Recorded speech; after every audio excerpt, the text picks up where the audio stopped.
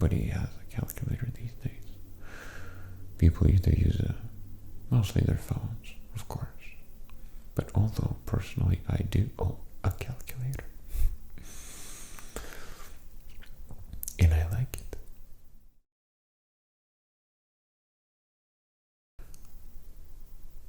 Hey.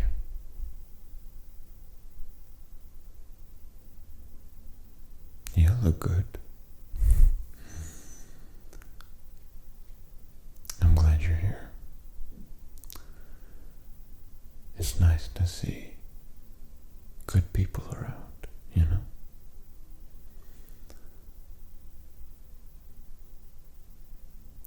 Things have been very interesting lately. Sometimes when I have those very ASMR-ish sleep talking videos, I get a little bit philosophical about life. I don't know whether it's a good thing or a bad thing, but one thing is for sure, that personally for me helps me to cope with things. Now I'm well aware that I'm giving myself a lot of explanations when I do that. Finding a proper narrative, I guess I could call it, when I would ask a question and immediately find an answer. I know it sounds a little bit vague, but it may go as something like that. For example, I think people had stopped communicating with each other. And an explanation that I can give myself about that is, well, the reason behind that is because we have phones now. We have our devices that are with us 24/7. They are part of our lives. And it's a tool that replaces a lot of different kinds of tools. I was actually thinking about it the other day. When we have our phone,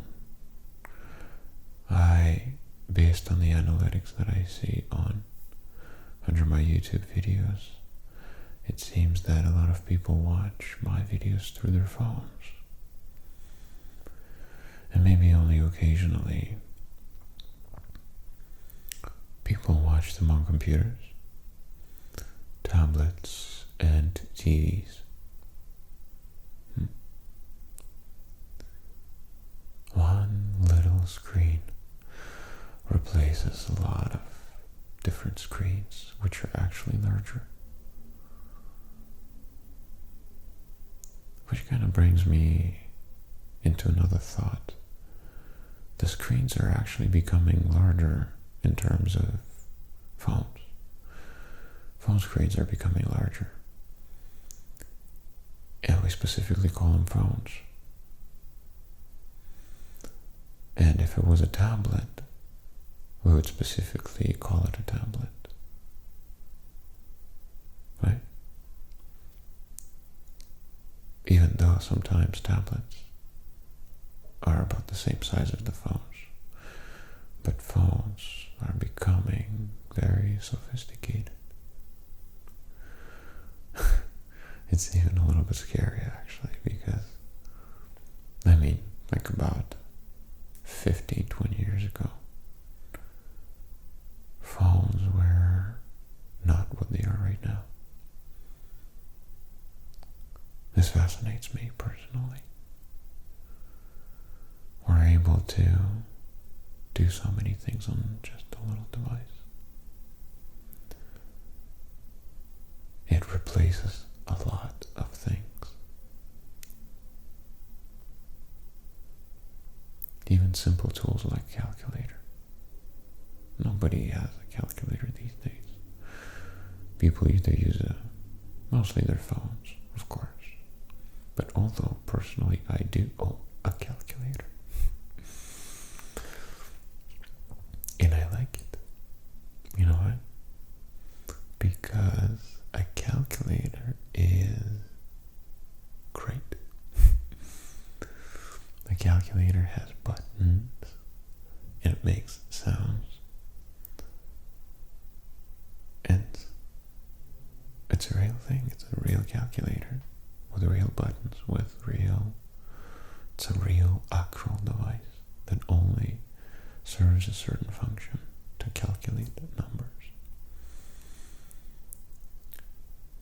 Or another thing that got replaced by a phone, and that is an alarm clock. Remember the alarm clocks which you had to kind of charge up, I guess you could say, get it all cranked up for the morning? I remember my parents used to have one like that. You'd need to crank it up to get it all the way up, twist the little knob behind, and that's going to set it up to go off in about 8 hours or so. It made that specific clicking sound. Something like this. Well, not like that, but close to it. This, by the way, did not get replaced by your phone.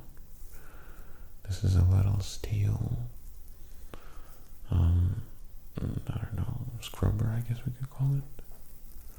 Little steel scrubber that scrubs kind of dirt off your dishes. You may or you may not have seen a video on how this baby sounds, and it sounds so great, especially when you're trying to relax. Oh, I love the sound of that. Gives you tingles, you know? Yes.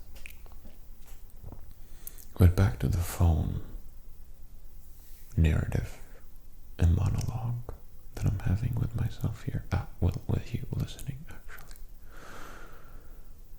It seems that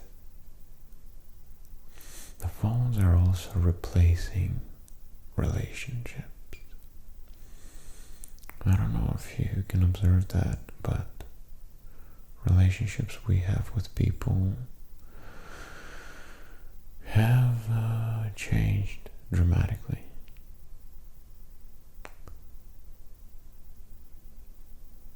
The subject is so broad that it's hard to grasp onto a little thing, but I'll start off with FaceTiming. A lot of times we prefer to FaceTime because it's easier that way, to FaceTime. It's easier to call somebody, see their face for a short amount of time, and that's it.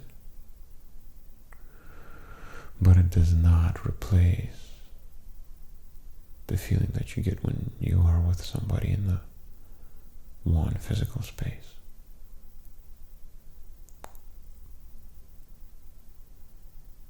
The shape that we can see of that person in one physical space. It does not replace any kind of phone. It does not replace that. A person you can touch. A person you can smell. Even when we think that they don't smell, that everybody smells it. Everybody smells. Some people smell attractively. Some people not so much. But I guess on a rare occasion it's an amalgamation of things. Things are coming together. The smell, the way a person looks, the way they behave, I suppose, things they talk about, tone of voice, body language, but it's also an ability to observe that person and actually watch when they are in their own element. And I am a strong believer that we should give another person a chance of our attention. That we should allow ourselves to observe another person and just allow them to be them and just observe the behavior, the tone of voice, body language.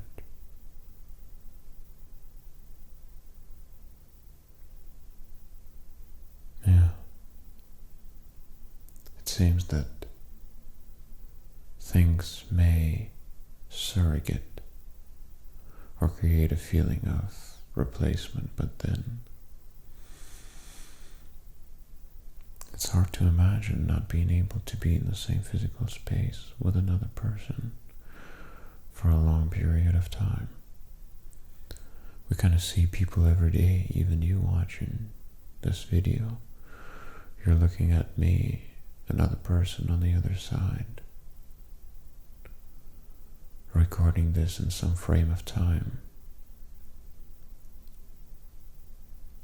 You know, it's a little bit surreal in a way that I am recording this right now and you may be watching this after quite some time.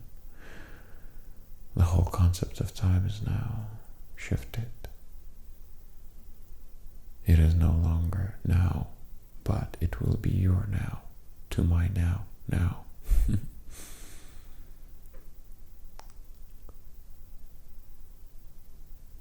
The magic of recorded video. It's fascinating. And you're going to see it on your phone. The technology we have come up with. The tools of communication. And such a progress is so recent. I so recently remember old TVs which you had to crank turn for it to change channels. Yeah, I remember those. And then the transition into the TVs which you had to press the button and then a remote control appeared. But you who are watching this may not even remember that. Maybe you have not even seen something like that because the technological growth has been so exponential. It was extreme. We went from a rather simple technological structure into a very complex, and we have no desire of slowing down. The desire of wanting more. You know?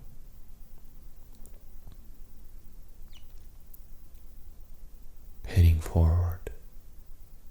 Trying new things. Creating.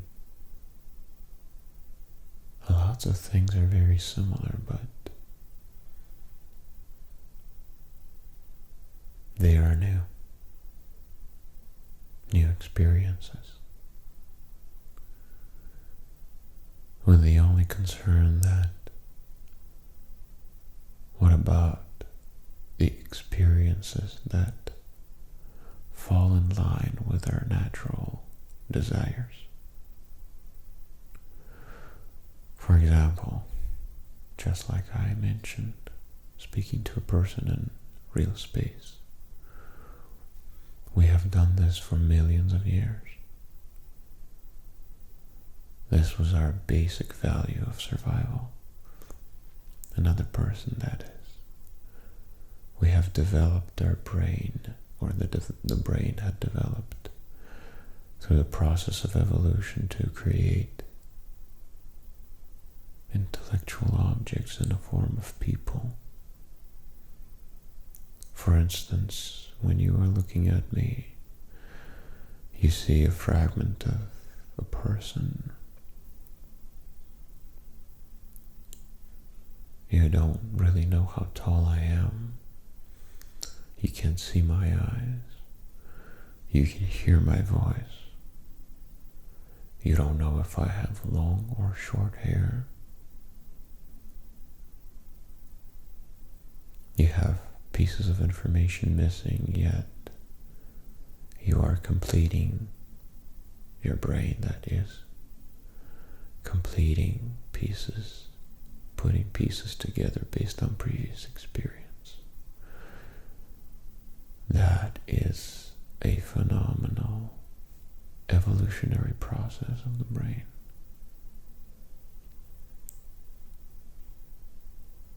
Building an intellectual object in the form of a person. How cool is that?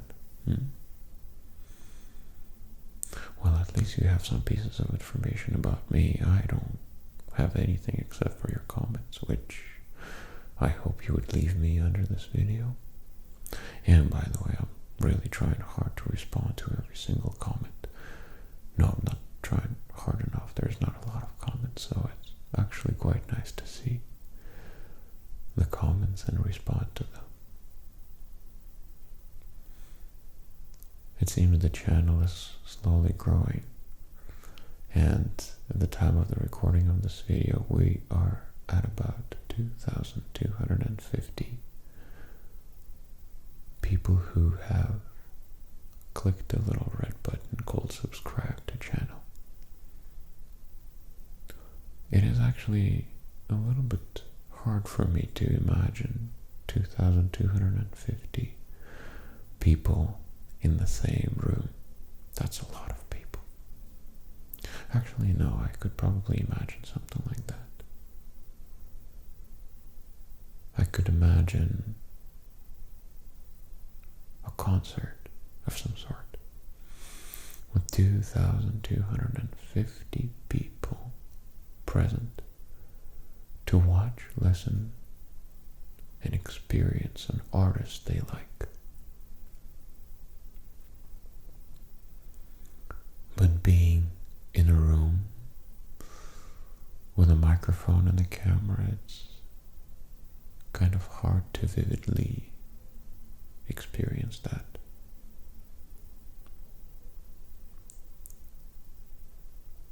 I think the closest we could get to is a live stream, but still, seeing avatars, seeing people chat, and then a chat section is gonna take over and have a life of its own, and an artist is gonna do his or her thing, and talking about us connecting through social medias and social platforms. And yet when you are at a concert, you are fully and completely immersed in that. Actually, not quite.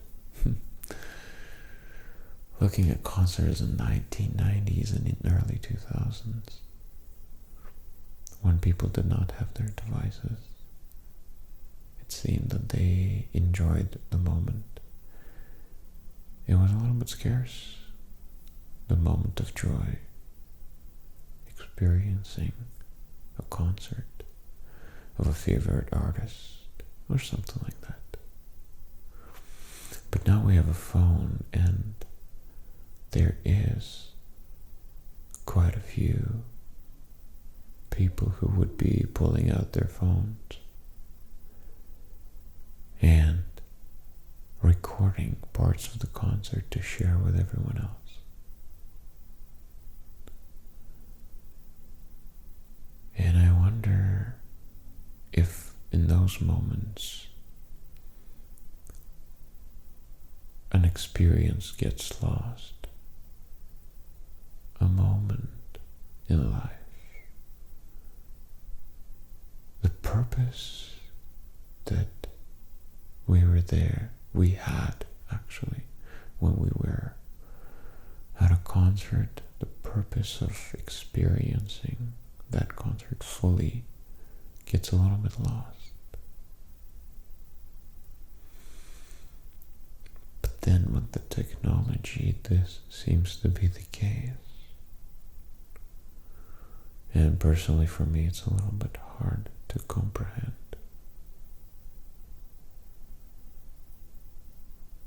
But I am sure that for the next generation it may be easy. I don't know how this video is going to age, but I'm talking about some philosophical stuff. If you were able to watch up until this point, I salute you. Thank you for listening to this ASMR anti-technological rant. Not so much anti, but just a little tiny observation of what is going on in the technological world. I wish you all the best, and I wish you the achievements and completions of everything that you have planned for yourself. And I hope to see you in the next video.